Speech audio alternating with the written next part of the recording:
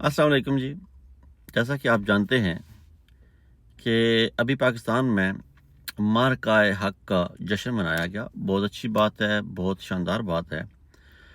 اور آپریشن بین المرصوص کے 1 سال مکمل ہونے پر D G I S P R صاحب نے ایک پریس کانفرنس کی،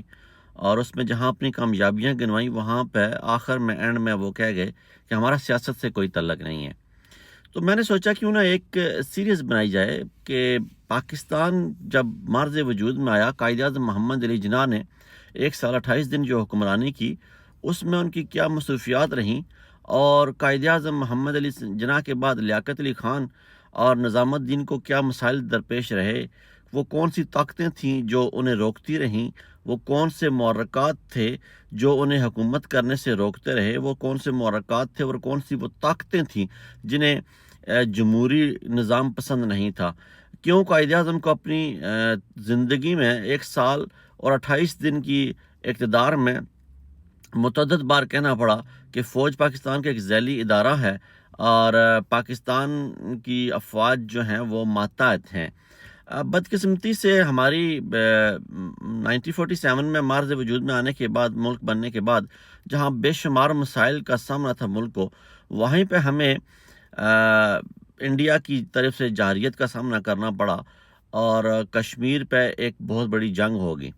اب کیونکہ ایک طرف مہاجرین کے مسائل تھے، ایک طرف ملک کی اداروں کی تشکیل نو کا معاملہ تھا، دوسری طرف بینک آف انڈیا نے ہمیں وہ ہمارے پیسے جو جتنے تھے بنتے تھے، ہمارا حق جو بنتا تھا وہ ریلیز نہیں کیا،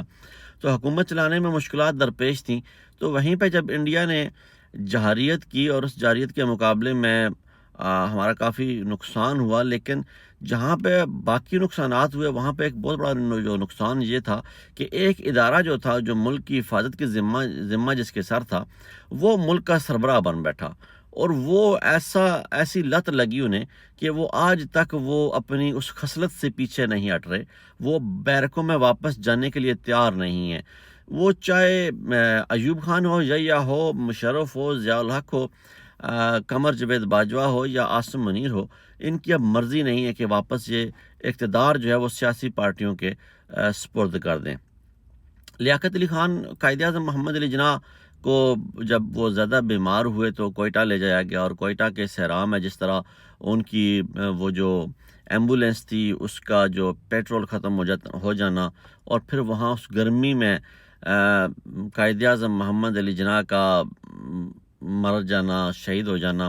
بڑا افسوسناک ہے، بڑا دردناک ہے۔ اس کے پیچھے کیا محرکات ہیں، وہ وجوہات کیوں پیش آئیں، وہ وقوع بنا کیسے، اس پہ تاریخ بہت زیادہ لکھ چکی ہے، اور ہم سب کو اب آج کل تو بالکل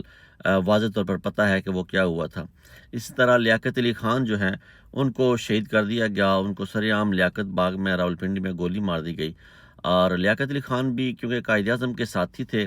اور قائد اعظم محمد علی جناح کے وہ دوست بھی تھے، ساتھی بھی تھے، تحریک بھی انہوں نے چلائی تھی، اور وہ نہیں چاہتے تھے کہ پاکستان میں کوئی ایسی قوت آ جائے جس کو پاکستان بنانے میں کوئی کردار نہیں تھا۔ وہ لوگ جو آج تک ملکہ برطانیہ کے بیٹے ہیں، شہزادے ہیں، ملکہ برطانیہ کی تصاویر سجا کے فخر محسوس کرنے والے وہ لوگ جو ہیں، وہ کسی طریقے سے بھی یہ نہیں چاہتے تھے کہ اس ملک میں سول سپریمیسی ہو، اور اس سول سپریمیسی کو کچلنا شروع دن سے انہوں نے شروع کر دیا تھا۔ اب اس کے بعد جو نظام الدین صاحب کو لایا گیا، تو وہ نظام الدین جو تھے وہ نظام کے مطابق تھے، وہ بڑے کمزور وزیر اعظم اور گورنر جنرل تھے،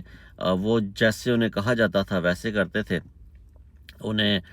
سیاسی گورنر جنرل بھی بنایا گیا، انہیں وزیر اعظم پاکستان بھی بنایا گیا، لیکن وہ ان کو لانے والے جو ہیں ان کی مرضی کے مطابق چلتے رہے۔ تو پھر یہ جو پہلا تجربہ تھا نظام الدین سے شروع ہوا، اور آج تک وہ نظام الدین ایسا نظام کے ساتھ اٹیچ ہوا ہے کہ